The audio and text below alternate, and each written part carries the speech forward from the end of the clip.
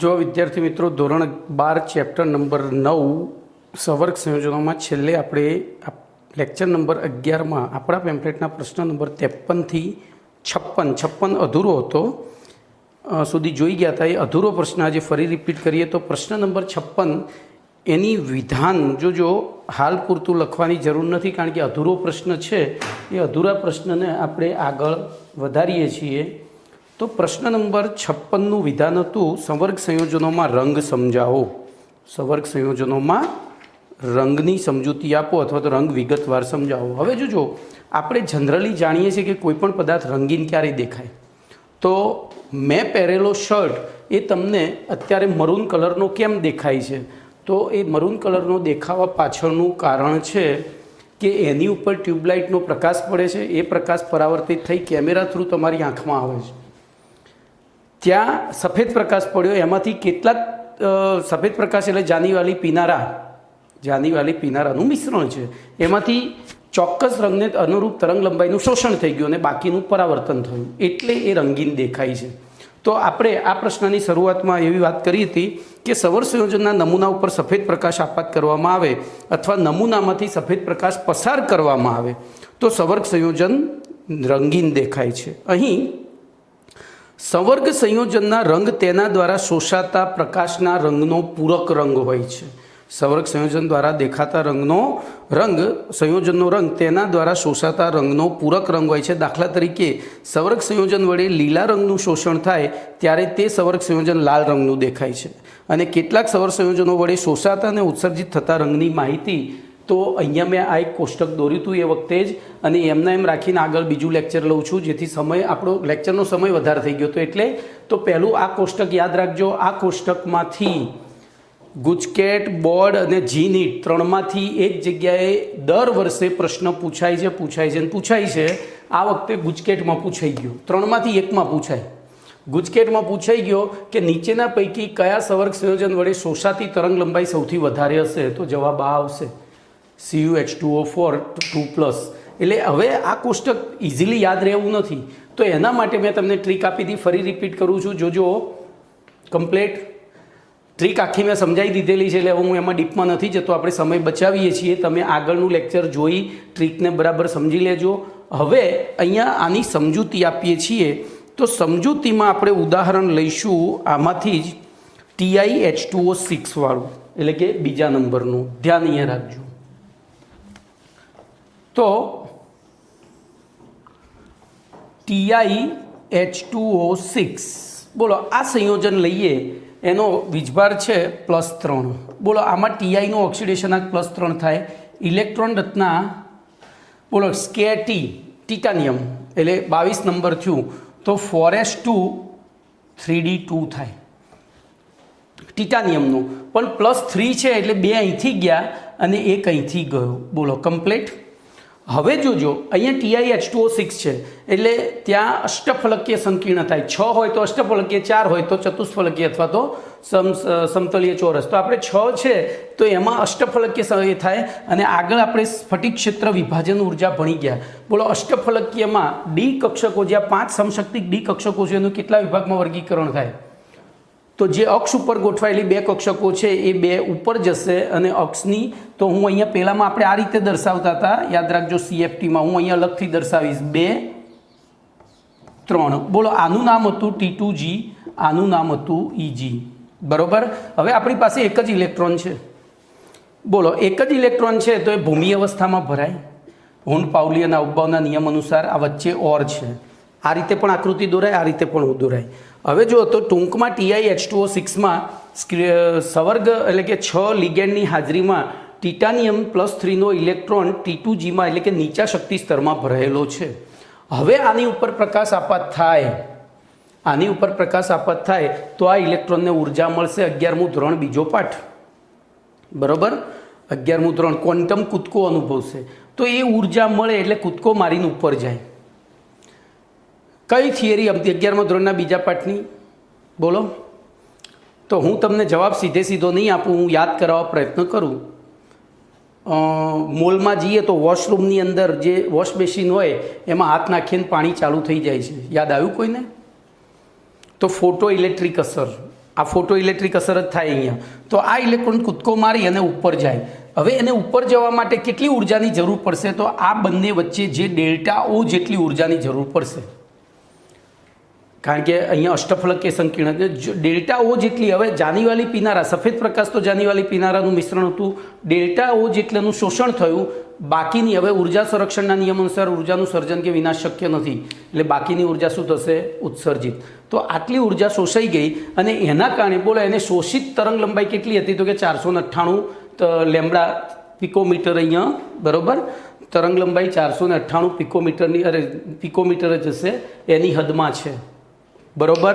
અને એને અનુરૂપ એને કયા રંગનું શોષણ કર્યું? તો ભૂરા લીલા રંગનું શોષણ. કોનું કર્યું? ભૂરા લીલા. તો પછી આપણને કયા રંગનું દેખાશે સંયોજન? તો જાંબલી રંગનું દેખાય છે. કમ્પ્લેટ. આથી એ જાંબલી રંગનું દેખાય છે. આમ સ્ફટિક ક્ષેત્ર સિદ્ધાંત સંવર્ગ સંયોજનોના રંગ માટે જવાબદાર પરિબળ આકૃતિમાં દર્શાવ્યા પ્રમાણે ડીડી સંક્રમણનો નિર્દેશ. આને ડીડી સંક્રાંતિ અથવા ડીડી સંક્રમણ કહેવાય. આ ડીડી સંક્રમણ થાય તો જ રંગ જોવા મળે, બાકી રંગ જોવા મળે નહીં. ઓકે, ચલો. હવે ધારો કે આ લિગેન્ડ હાજર ના હોય, આપણે એવું વિચારીએ ને, એકલો Ti+3 લઈએ, એકલો Ti+3 લઈએ તો 3D1 થાય. અને 3D1માં 5 કક્ષકો કેવી છે? સમશક્તિક. 5 અહીંયા જ આવી જાય, કારણ કે ત્યાં લિગેન્ડની ગેરહાજરી છે, એટલે આ 3D જ લખવી પડે. અને સમશક્તિક હોય તો ત્યાં શું થશે? ઉર્જાનું અહીંથી ઇલેક્ટ્રોનને અહીંયા જવા, એના જ શક્તિ સ્તરમાં છે, એટલે ઇલેક્ટ્રોનને અહીંથી અહીંયા જવા માટે કોઈ ઉર્જાની જરૂર પડશે નહીં. અને ત્યાં એ કોઈ જ રંગ નહીં દર્શાવે. જેટલો સફેદ પ્રકાશ આપાત થયો એટલો ને એટલો સફેદ પ્રકાશ પાછો આવશે. એટલે આપણને ત્યાં રંગવિહીન, એટલે કે લિગેન્ડની ગેરહાજરીમાં સ્ફટિક ક્ષેત્ર વિપાટન થતું નથી અને તેથી પદાર્થ રંગવિહીન હોય છે. દાખલા તરીકે TiH2O6+3 જાંબલી રંગનો છે, એને જો ગરમ કરવામાં આવે તો એમાંથી સ્ફટિક, આ પાણીના જે લિગેન્ડ તરીકે પાણીના અણુઓ છે દૂર થઈ જાય અને આપણને મળે Ti+3. હવે લિગેન્ડ દૂર થયું તો આ સ્ફટિક ક્ષેત્ર વિભાજન નાબૂદ થયું, એટલે આ કક્ષકો પાછી હતી એમને નીચે મેન શક્તિ સ્તરમાં આવી ગઈ. EG ને 2G ના રહી, સીધી 3D જ બની ગઈ. અને એવી પરિસ્થિતિમાં હવે આ ઇલેક્ટ્રોન આ સમશક્તિ કક્ષોમાં ગમે ત્યાં જઈ શકે, એના માટે એને ઉર્જાની આપલે કરવાની જરૂર રહેતી નથી. તો એવી પરિસ્થિતિમાં એ કેવો દેખાય છે? રંગવિહીન. એ જ પ્રમાણે બીજું એક ઉદાહરણ છે કોપર સલ્ફેટનું. તો CuSO4 પોતે રંગવિહીન છે. આ Ca નથી હો ભાઈ, Cu છે. CuSO4 પોતે રંગવિહીન છે, પણ CuSO4 × 5H2O.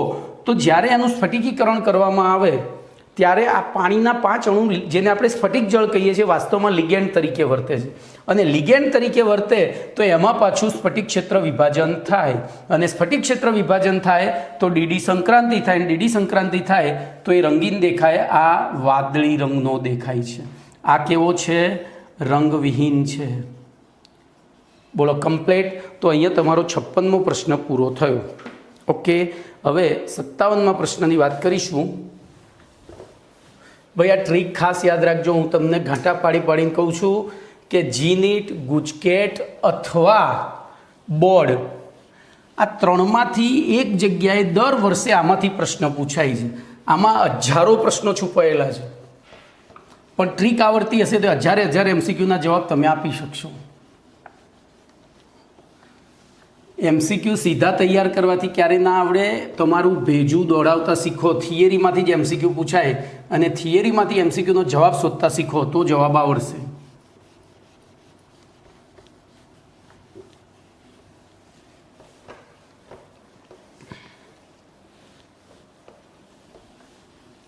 ચલો એના પછી તો પ્રશ્ન નંબર 57. હવે પ્રશ્ન નંબર 57 ચાલુ કરું એ પહેલાં તમારા પેમ્પલેટમાં એક આકૃતિ આપેલી છે, એ સમજાવી દઉં. કારણ કે આમાંથી જે MCQ પૂછાય એવા છે એ MCQ કેવી રીતે જવાબ આપવો. દાખલા તરીકે તમને MCQ પૂછે કે એક સંકીર્ણ સંયોજન લાલ રંગનું શોષણ કરે છે, તો એ સંકીર્ણ સંયોજનનો રંગ કયો હશે? અથવા તો એ સંયોજન વાદળી રંગનું છે, તો એ કયા રંગનું શોષણ કરશે? આવો MCQ પૂછાય. તો એના માટે 5મા ધોરણમાં ચિત્રમાં તમે કલર વ્હીલ ભણ્યા હતા અને કલર વ્હીલનો ઉપયોગ કરવો પડશે. તો એના માટે તમારે એક સરસ આવું કલર વ્હીલ દોરી દેવું પડે, રફકામ કરવું પડે. એક સમબાજુ ત્રિકોણ અહીંયા, બીજું સમબાજુ ત્રિકોણ અહીંયા, પછી અહીંથી આમ ષષ્ટકોણ બની જશે.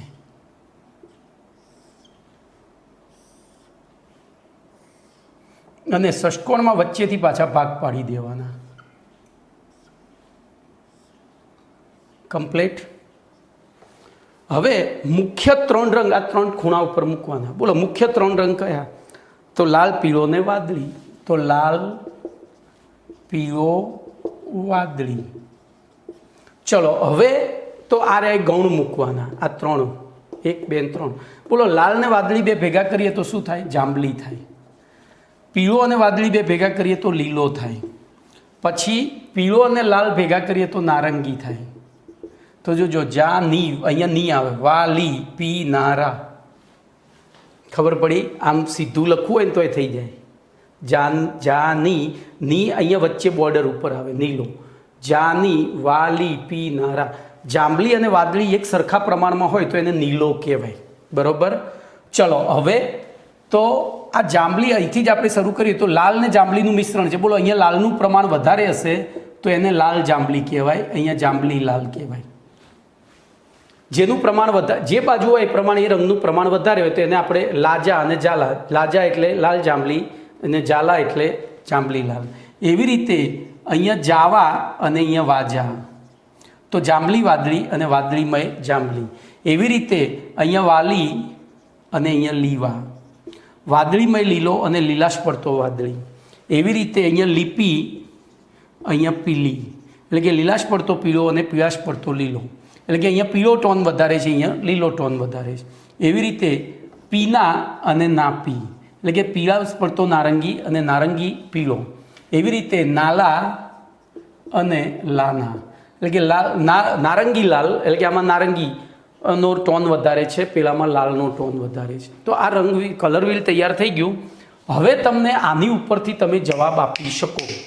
જો આની ઉપરથી કઈ રીતે જવાબ આપી શકો? તો આ અપોઝિટ રંગ કહેવાય. બરોબર. જો પીળાનું શોષણ થાય તો જાંબલી રંગનો દેખાય, જાંબલીનું શોષણ થાય તો પીળો દેખાય. બરોબર.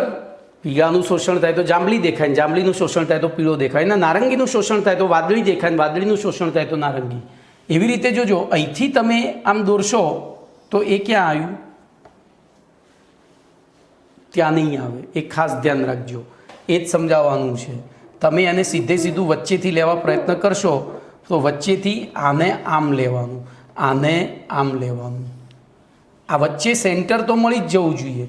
તો લાલ જાંબલીનું શોષણ થાય એટલે લીલા પીળા રંગનો દેખાય, અને પીળા લીલાનું શોષણ થાય એટલે જાંબલી લાલ. તો આવો MCQ પૂછાય એના માટે મેં તમને કલર વ્હીલ દોરીને આપ્યું છે. ચલો એના પછી 57મો પ્રશ્ન જોઈએ.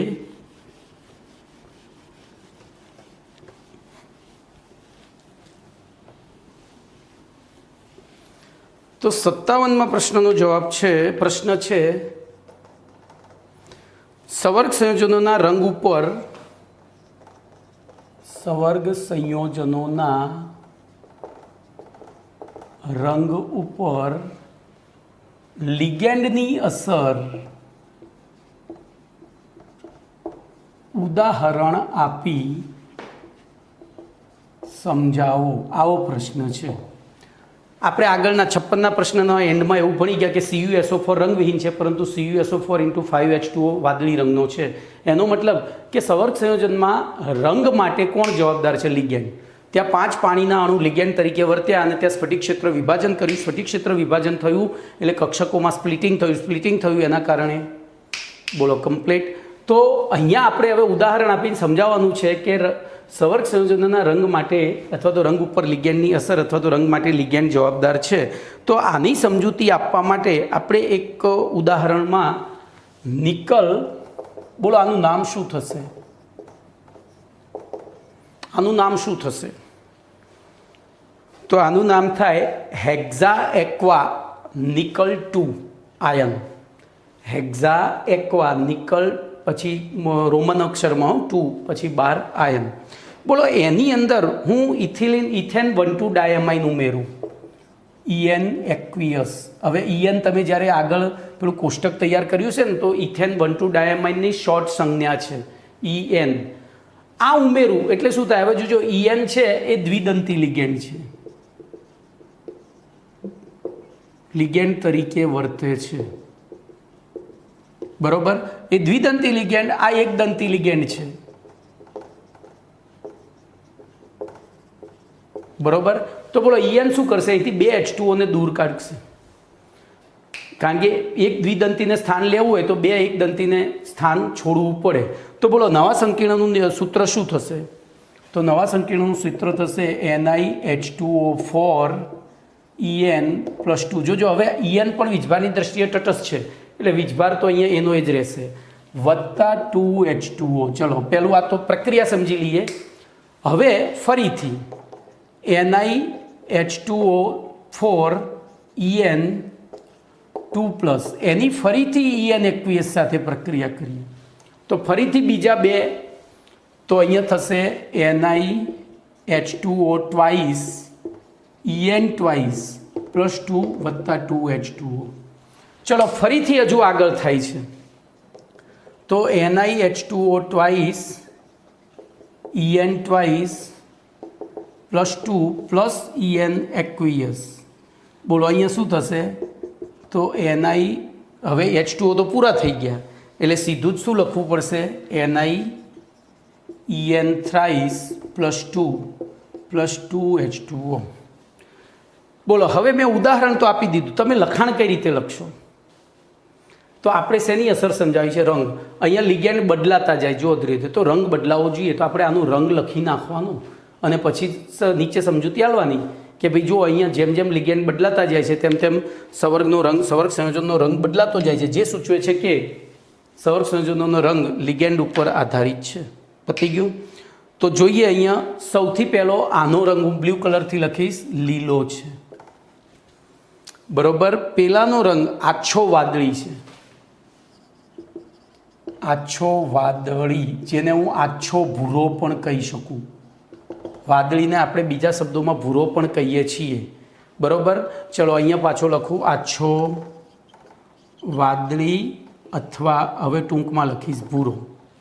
ચલો એવી રીતે આ થાય છે આછો જાંબલી. જોજો આ થાય છે આછો જાંબલી, પણ ચોપડીમાં આછો નથી લખ્યું એટલે આપણે આને કૌંસમાં રાખીશું. જૂના સિલેબસમાં હતું, નવામાં નથી. વોટ જે પણ હોય, આપણે એનાથી મતલબ નથી, આપણે તો માર્ક્સથી મતલબ છે. બોલો આછો જાંબલી, તો અહીંયા પાછો લખું આછો જાંબલી, અને છેલ્લે પાછો ઘેરો જાંબલી. જોજો તો એ પણ લખ્યું નથી, બરોબર, એ પણ લખ્યું નથી. Complete, clear.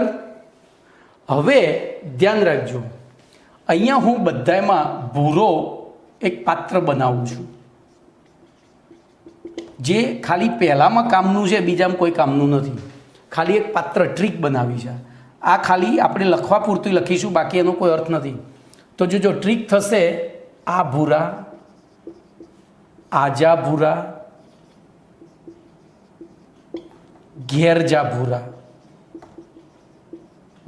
બોલો ખબર પડી?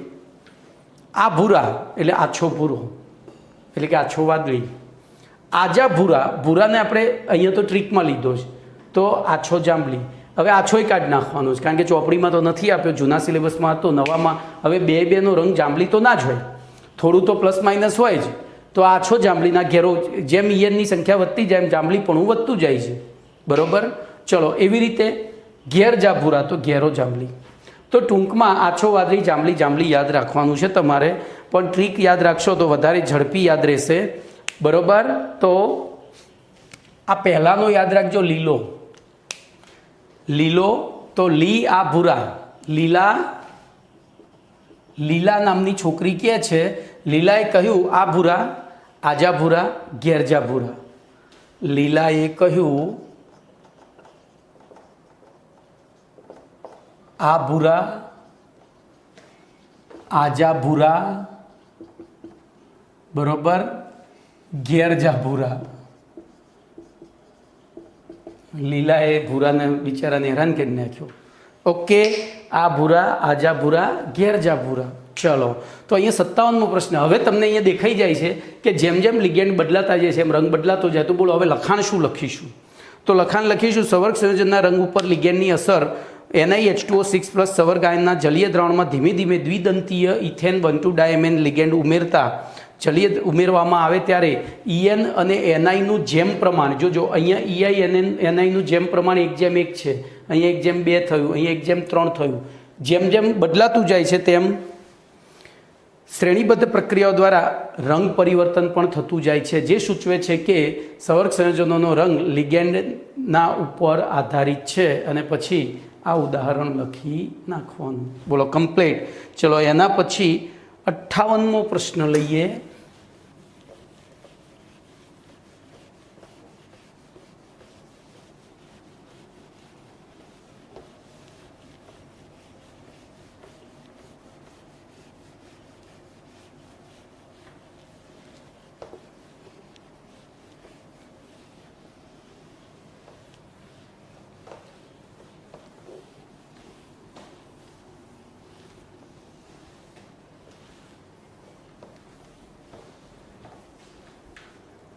તો પ્રશ્ન નંબર 58. બોલો પ્રશ્ન 58નું વિધાન છે હોમોલેપ્ટિક. બોલો આનું ગુજરાતી શું થાય? તો સાદા થાય. પેલું આગળ આવ્યું હતું સાદા સંકીર્ણ અને બહુદંતી એટલે કે મિશ્ર લિગેન્ડ સંકીર્ણ. તો સાદા સંકીર્ણ એટલે કે જેમાં એક જ પ્રકારના લિગેન્ડ જોડાયેલા હોય એને સાદા અથવા તો હોમોલેપ્ટિક સંકીર્ણ કહેવાય. તો આ થયું હોમોલેપ્ટિક. આપણે સાદાથી મતલબ નથી, અહીંયા તો ખાલી યાદ કરાવ્યું. જોઈએ તો હોમોલેપ્ટિક ધાતુ કાર્બોનિલ સંયોજનના બંધારણ વિશે ટૂંક નોંધ લખો. ધાતુ કાર્બોનિલ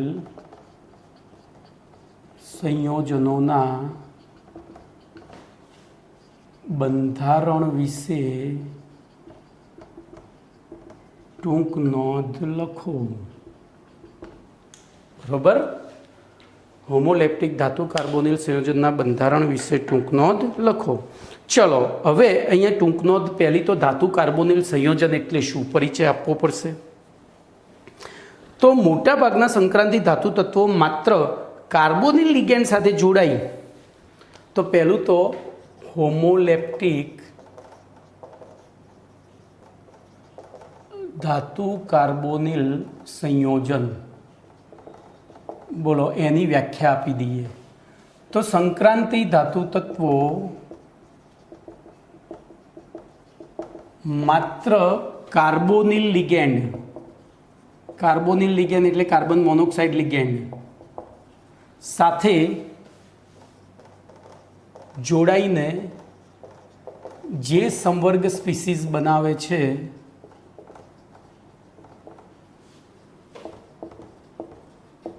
તે સંવર્ગ સ્પીસીસને બોલો શું કહે છે?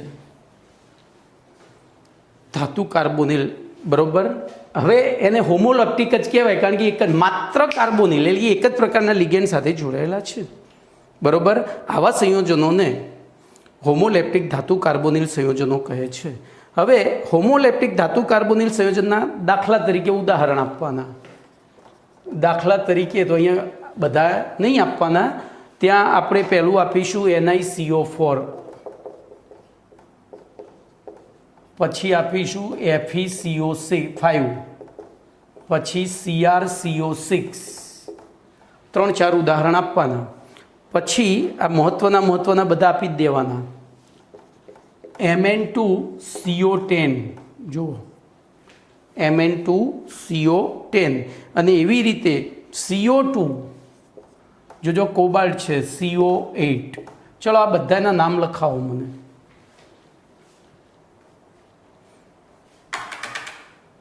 નામ લખાવો. તો ટેટ્રા કાર્બોનિલ નિકલ 0. ચલો હું પહેલાં નામ લખું છું. Tetra carbonyl nickel 0. ભાઈ અંદર નામ નથી, આ તો હું તમને લખાવું છું. એવી રીતે પેન્ટા આયન કોબાલ્ટ 0. ભાઈ અહીંયા વચ્ચે કોઈ જગ્યા ના રહેવી જોઈએ, નહીંતર ખોટું પડશે.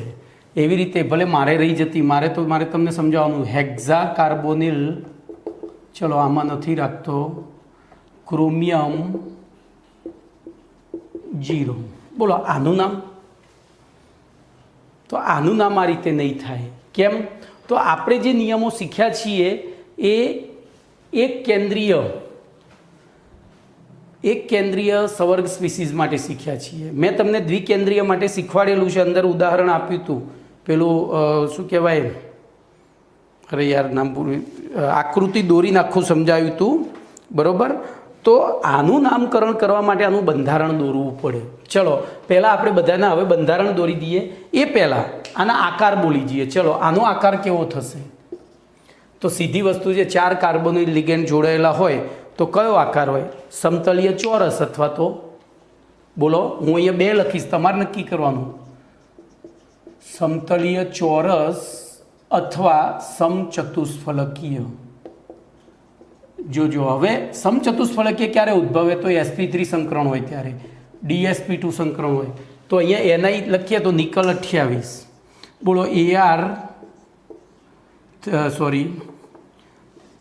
3d8 4s2 થાય. પણ CO આપણે ભણી ગયા પ્રબળ લિગેન્ડ છે, પ્રબળ લિગેન્ડ એટલે આ ઇલેક્ટ્રોન અહીંયા આવી ગયા તો 3d10. તો બોલો હવે સંકરણ કયું થશે? 4s અને 4p નું. તો sp3 સંકરણ ઉદ્ભવે એટલે એનો આકાર સમચતુષ્ફલકીય થાય. બોલો આમાં તો કોઈ વિચારવાનું છે જ નહીં. ત્રિકોણીય દ્વિપિરામિડલ અથવા તો પિરામિડ, એવી રીતે આમાંય વિચારવાનું નથી, કારણ કે ગમે તે સંકરણ ઉદ્ભવે આકાર તો એક જ થવાનો, ષષ્ઠકોણીય, શું થશે આકાર? બોલો, મને ષષ્ઠકોણીય યાદ આવી ગયું છે. તો અષ્ટફલકીય થશે, બરોબર. ચલો આના બેના બંધારણ તો બધાના દોરવાના છે, કારણ કે આપણો પ્રશ્ન જ છે બંધારણ વિશે ટૂંકનો જ લખો. તો હવે હું 1 by 1 બધાના બંધારણ દોરું. હવે આ 2 એવા છે જેના બંધારણ ઉપરથી નામ થશે. આ બધાના નામ આ મોનોડેન્ટ કેમ આમ થાય છે? એક કેન્દ્રીય લિગેન્ડ, એક કેન્દ્રીય સંકીર્ણો હતા એટલે એનું નામકરણના નિયમો આપણને ખબર છે, આના ખબર નથી. તો હવે હું અહીંયા આ ભૂસી અને 1 by 1 બધાના આકાર દોરું. તો આકાર એટલે લોઈસ બંધારણ જ છે ભાઈ, બીજું કશું કરવાનું નથી. બોલો CO ni સાથે આપણને ખબર છે સમચતુષ્ફલકીય, તો ni સાથે 4 દિશામાં 4 લિગેન્ડ બતાવી દેવાના, CO CO CO CO. અહીંથી પછી આકૃતિને પતી ગયું. લો ક્લિયર? તો આ થયો. આ બહારની તૂટક લાઈન નહીં દોરો તોય ચાલશે. ચલો FeCO5, તો એમાં ત્રિકોણીય દ્વિપિરામિડ, તો Feની ફરતે આ રીતે વચ્ચે ત્રિકોણ બતાવવાનું અને ઉપર નીચે 2 બંધ બતાવી દેવાના, બરોબર. તો CO CO CO CO CO. બોલો અહીંથી આ ત્રિકોણ બતાવવાનું એટલે આ ત્રિકોણીય દ્વિપિરામિડ ઉપર નીચે લાઈન તૂટક દોરવાની એટલે થઈ ગયું ને. આ એક બતાવ્યું, પછી જો એક ત્રિકોણ આ, એક ત્રિકોણ આ, એક આ કમ્પ્લીટ. ચલો એના પછી અહીંયા એક રહી ગયું, હવે એક આ. હવે જો અહીંયા તમને કંઈક યાદ કરાવું, બોલો આ બંધ અને આ બંધને કયા બંધ કહેવાય? 11મા ધોરણમાં આવી ગયું હતું. FeCl5 PCl5માં આવ્યું હતું. આ 3ને સમતલીય બંધ કહેવાય અને અક્ષીય બંધ કહેવાય. અને અક્ષીય બંધ કરતાં સમતલીય બંધ લાંબા હોય, આટલું યાદ રાખજો. અક્ષીય બંધ કરતાં સમતલીય બંધ આ યાદ રાખજો, અંદર આપેલું છે 11મા ધોરણમાં, MCQ પૂછાય છે. ચલો એના પછી ભાઈ કદાચ મારી ભૂલ પણ થઈ શકે, અક્ષીય એ લાંબા ટૂંકામાં ભૂલ થઈ શકે, પણ તમારે આમાંથી આ આર્ટિકલને ટૂંકમાં યાદ રાખવાનું છે કે આમાં 2 પ્રકારના બંધ છે, સમતલમાં આવેલા સમતલીય બંધ અને ઊભા જે છે અક્ષીય બંધ. અને અક્ષીય બંધ કરતાં મને 99% તો હું સાચો છું કે સમતલીય બંધ લાંબા હોય છે, જ્યારે અક્ષીય બંધ થોડા ટૂંકા હોય છે. તો એ યાદ રાખજો. ચલો એના પછી CrCO6, તો CrCO6માં કશું કરવાનું નહીં, 6 દિશામાંથી 6 લિગેન્ડ જોડી જ દેવાના. CO CO CO CO CO CO. અહીંથી આ બતાવ્યું સમતલ, અને એની ઉપર પાછા 4 ત્રિકોણ થાય. જો 1 2 3 અને પાછળનું આર્યું 4, એવી રીતે નીચે 4 થાય. તો આ થઈ ગયું. હવે આ બેનું દોરીએ. ચલો હું અહીંયા જગ્યા કરીશ કારણ કે આમાં વધારે જગ્યા જોઈશે. તો Mn2CO10 અને બીજું CO2CO8. ચલો આનું લૂઈસ બંધારણ જ દોરવાનું છે. બોલો કઈ રીતે દોરીશું? તો 2 Mn છે, 2 Mnની સાથે 5 CO જોડાયેલા હોય. તો હું 1 Mn અહીંયા લઈ લઉં, 1 Mn અહીંયા લઈ લઉં. હવે 5 જોડાયા છે એટલે પહેલું જો અહીંયા દ્વિપિરામિડ નહીં લેવાય. આમ તો 6 જોડાયેલા કહેવાય. કેમ 6 જોડાયેલા કહેવાય કહો મને? તો Mn સાથે પહેલો Mn તો જોડી જ દેવાનું, અને Mn સાથે Mn અને 6 જોડાયેલા હોય તો એક વસ્તુ ફિક્સ છે, એમાં એક સમતલ આવે જ. તો આપણે હવે અહીંયા સમતલ બતાવીશું. બરોબર, અહીંયા સમતલ CO CO CO CO આ તૂટક લાઈનથી દોરી જ દેવાનું, અને એક Mn એક CO ઉપર એને તૂટક લાઈનથી દોરવાનું. બરોબર, ચલો એવી રીતે અહીંયા પણ તો સેમ વસ્તુ કરવાની છે તમારે. CO CO CO CO અને એક અહીંથી દર્શાવવાનો CO. તો બોલો આનું આકાર કયો થશે?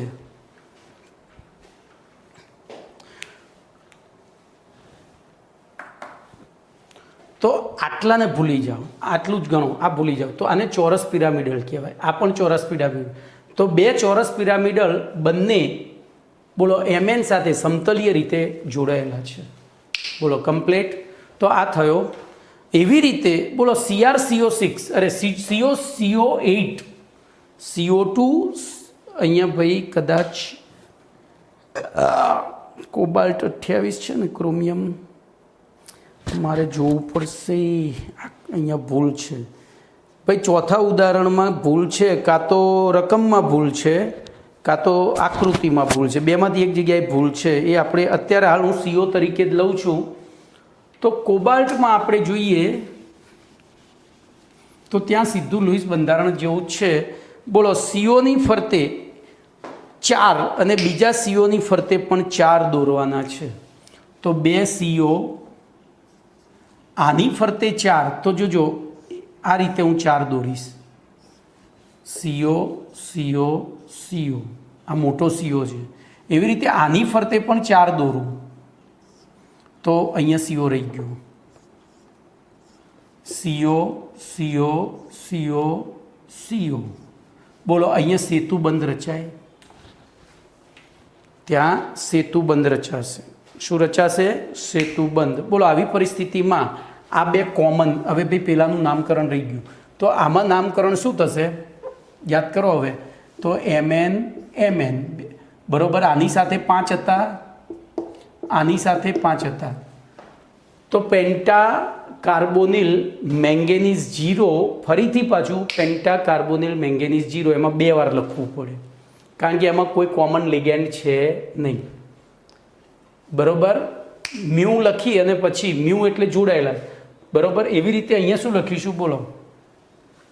તો ટ્રાય કાર્બોનિલ કોબાલ્ટ 0 મ્યુ ડાયકાર્બોનિલ, પછી ફરીથી ટ્રાય કાર્બોનિલ કોબાલ્ટ. તો અહીંયા હું લખું છું ટ્રાય કાર્બોનિલ કોબાલ્ટ 0 મ્યુ ડાયકાર્બોનિલ, ફરીથી પાછું ટ્રાય કાર્બોનિલ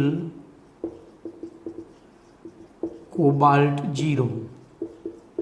બંનેનું અલગ અલગ. આ 2 કોમન છે એને મ્યુમાં લખાય. બરોબર. હવે આનું નામકરણ કરીએ તો ત્યાં શું થશે? તો penta carbonyl ion 0 mu penta carbonyl ion 0. આ રીતે લખાય. કમ્પ્લીટ. ત્યાં શું હતું? મ્યુમાં કોઈ લિગેન્ડ હતો નહીં સીધા, એટલે આપણે લિગેન્ડ દર્શાવવો પડ્યો નહીં. પેન્ટાકાર્બોનિલ આયન 0 મ્યુ પેન્ટાકાર્બોનિલ આયન 0, એટલે કે બે પેન્ટાકાર્બોનિલ આયન એકબીજા સાથે જોડાયેલા છે. બે પેન્ટાકાર્બોનિલ આયન નહીં, સોરી, મેંગેનીઝ.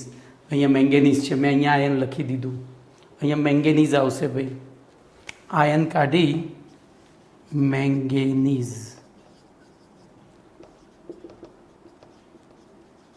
ઓકે, ચલો, તો અહીંયા તમારો 58મો પ્રશ્ન પણ પૂરો થયો. હવે 59મો પ્રશ્ન જોઈશું.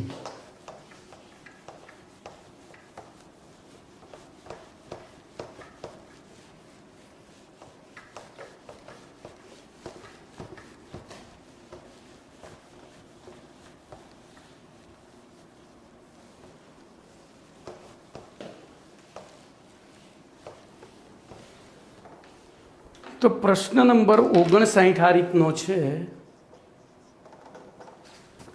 ધાતુ કાર્બોનિલ સંયોજનોમાં MCO બંધની પ્રબળતા સમજાવો.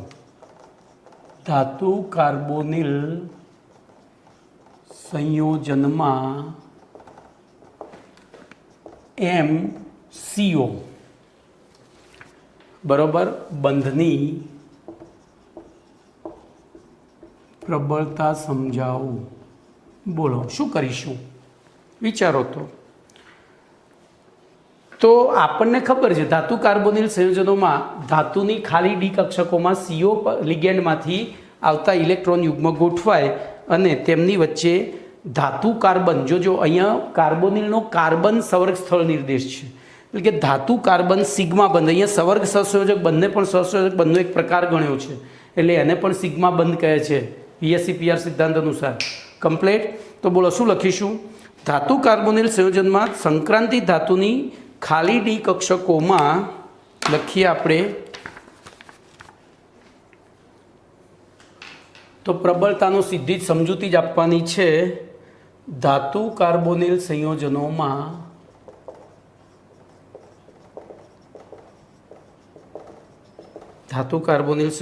સંક્રાંતિ ધાતુની ખાલી ડી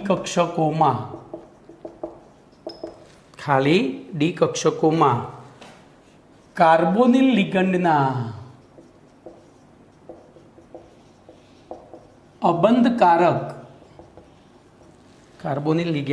અબંધકારક ઇલેક્ટ્રોન યુગ્મોનું દાન થવાથી MC એટલે કે ધાતુ કાર્બન, જો અહીંયા MC એટલે કે ધાતુ કાર્બન સિગ્મા બંધ બને છે. શું બને છે? સિગ્મા બંધ બને છે. અને કાર્બન મોનોક્સાઇડ લિગેન્ડની ખાલી બંધ પ્રતિકારક કક્ષકોમાં હવે જોજો, અને CO લિગેન્ડની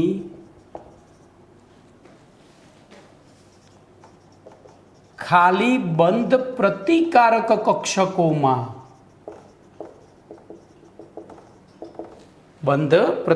કક્ષકોમાં ધાતુની પૂર્ણ ભરાયેલી ડી કક્ષકોના ઇલેક્ટ્રોન યુગ્મનું દાન થવાથી ધાતુ કાર્બન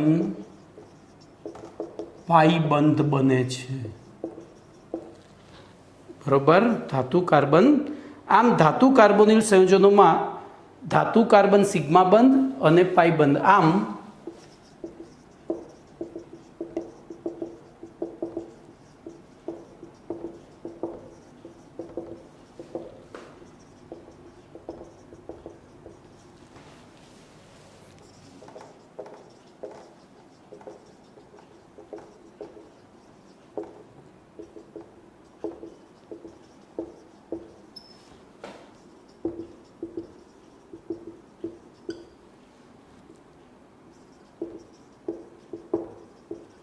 બરોબર, બંને પ્રકારના બંધની લાક્ષણિકતા ધરાવે છે અથવા તો બંધ હોય છે.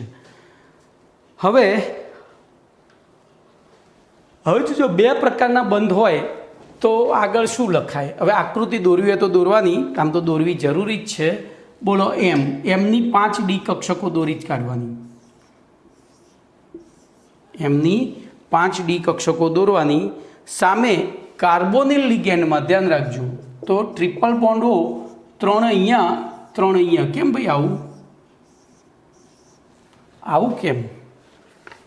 કાર્બનની 3 ને પેલી 3 ને આ બધું ખબર ના પડી મને. કોઈને ખબર પડે છે? બોલો તો. ધાતુની 5 દોરી એ ખબર પડી કે ભાઈ ડી કક્ષકો 5 હોય, તો પેલી કેમ આમ દોરવી પડી? તો એના માટે તમારે CO લિગેન્ડનો આણ્વીય કક્ષક આરેખ 11મું ધોરણ, બરોબર? તો ધ્યાન રાખજો અહીંયા C અને O ટોટલ તો CO છે એટલે શિવાનું મંદિર યાદ આવે છે. તો શિવાનું મંદિર હોય તો 1 2 3 4 પગથિયા યાદ આવ્યું?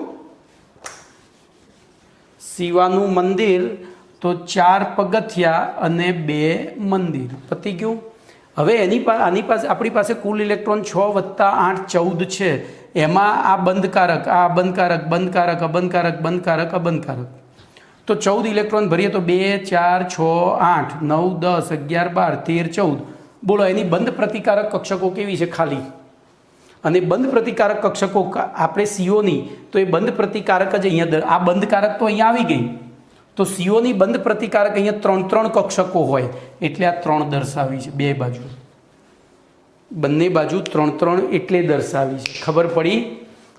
તો હવે જોજો આમાં આ ધારો કે ભરાયેલી છે અને આ ખાલી છે. તો પહેલાં આ અબંધકારક આમાં કાર્બન પાસે ધારો કે અબંધકારક ઇલેક્ટ્રોન યુગ્મ છે, અહીંયા આવી ગયું.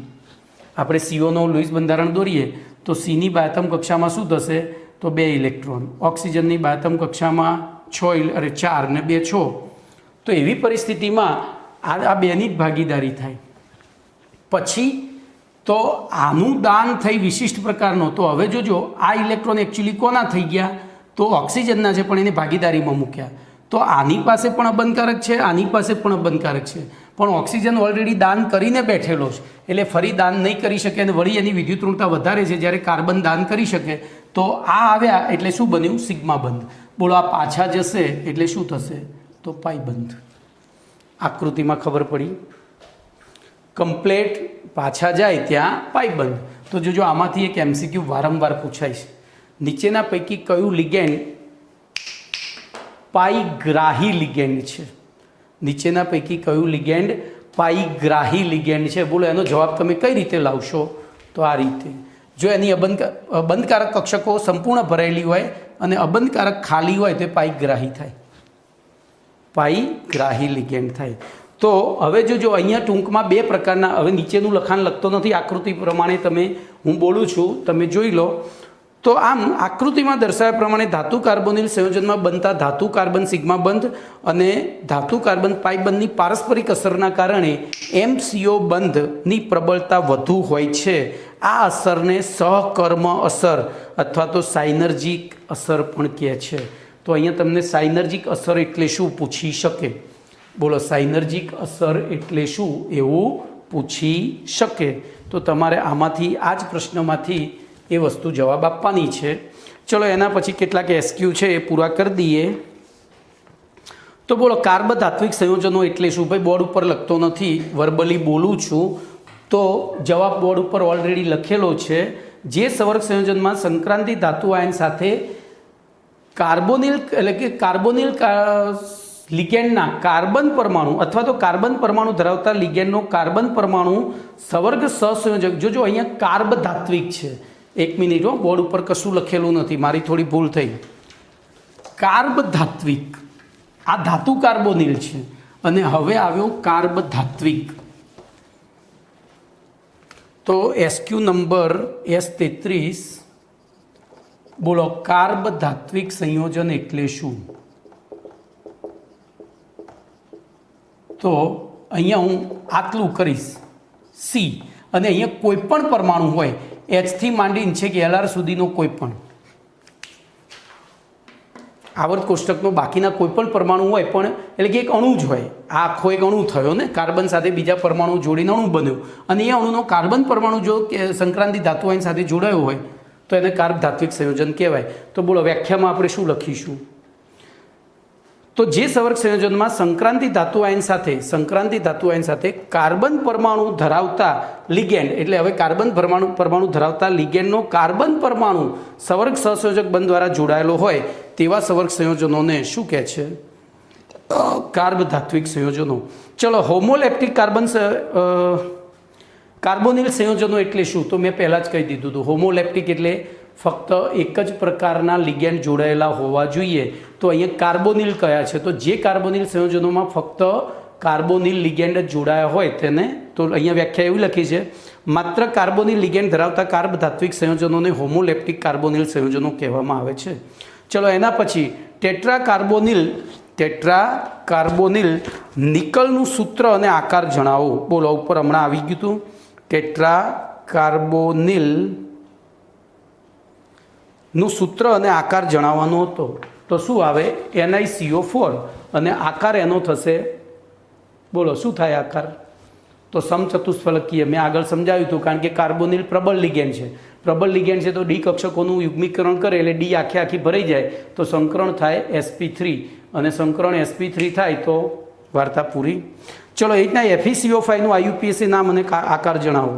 તો એનું IUPAC નામ મેં લખ્યું હતું પેન્ટાકાર્બોનિલ આયન 0 અને તે ત્રિકોણીય દ્વિપિરામિડલ. એવી રીતે હેક્ઝાકાર્બોનિલ ક્રોમિયમ 0 નું સૂત્ર જણાવવાનું છે. તો CrCO6 અને એનો આકાર અષ્ટફલકીય. એવી રીતે ડેકાકાર્બોનિલ ડાયમેંગેનીઝ 0 નું સૂત્ર લખવાનું છે. તો જોજો, અહીંયા મેં કોમન નામ લખી દીધું છે, ડેકાકાર્બોનિલ ડાયમેંગેનીઝ, એટલે કે 2 વખત 10 કાર્બોનિલ અને ડાયમેંગેનીઝ, તો એનું અણુસૂત્ર Mn2CO10 છે. હવે આ નામ અહીંયા ના લખાય પણ કદાચ ચોપડીમાં આપેલું છે. એવી રીતે સહકર્મ અસર એટલે કે સાઇનર્જિક અસર એટલે શું? તો હમણાં જ આપણે ચર્ચા કરી ગયા. ધાતુ કાર્બોનિલ સંયોજનોમાં ધાતુ કાર્બન સિગ્મા બંધ અને ધાતુ કાર્બન પાઈ બંધના નિર્માણ દ્વારા ધાતુ લિગેન્ડ બંધની પ્રબળ બનવાની ક્રિયાને સાઇનર્જિક અસર કહે છે અથવા તો સહકર્મ અસર કહે છે. તો અહીંયા આપણે લેક્ચરને વિરામ આપીશું, બરોબર, બીજું નેક્સ્ટ લેક્ચરમાં.